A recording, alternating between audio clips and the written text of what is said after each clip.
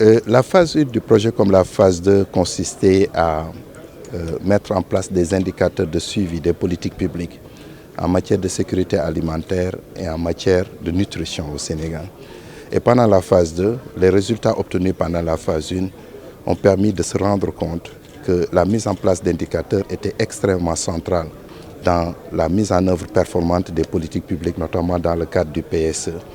Et dans la phase 2, on a étendu ces indicateurs sur de nouveaux indicateurs qui couvrent désormais la pêche, la sécurité sociale, mais aussi les questions de nutrition de façon beaucoup plus approfondie. Donc on a étendu le champ thématique, mais aussi le champ géographique pour que l'Agri-Centre 2 puisse constituer une plateforme, un référentiel au niveau national pour avoir l'ensemble des indicateurs, plus de 150 indicateurs, y compris les indicateurs environnementaux, les indicateurs forestiers, les indicateurs de performance agricole, pour qu'à tout moment de la mise en œuvre des politiques publiques, qu'on ait un instrument, un outil pour pouvoir évaluer un peu le niveau de satisfaction de la mise en œuvre de ces politiques. Ça permet du coup de faire un ciblage géographique, là où on a besoin d'investir un peu plus sur l'agriculture au Sénégal, un ciblage temporel, les moments de l'année où on veut définitivement accélérer un peu la croissance agricole, mais aussi un ciblage des acteurs, qui fait quoi et comment ces acteurs peuvent travailler ensemble.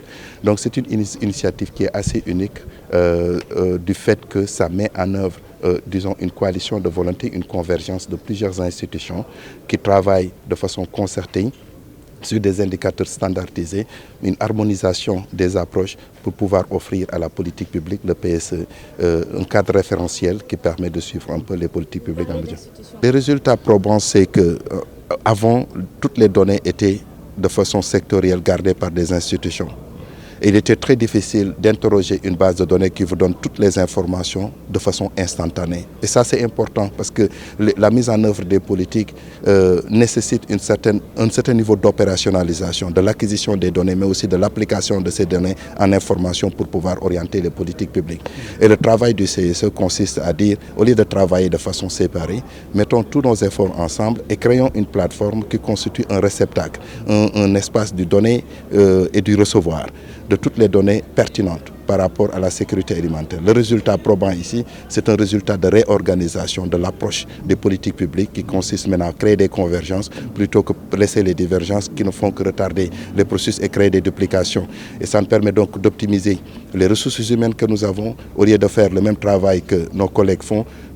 Ce travail-là est dispatché de façon équilibrée entre nos institutions et c'est cela qui permet effectivement de faire l'accélération de la transformation sociale que nous voulons parce que le but ultime, c'est cette accélération du développement économique et social du pays. Et ça commence par l'information, ça commence par la donnée.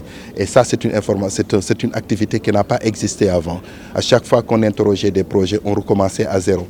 Et cette plateforme constitue une sorte de mémoire institutionnelle de tout ce qui s'est fait au Sénégal en matière de sécurité alimentaire.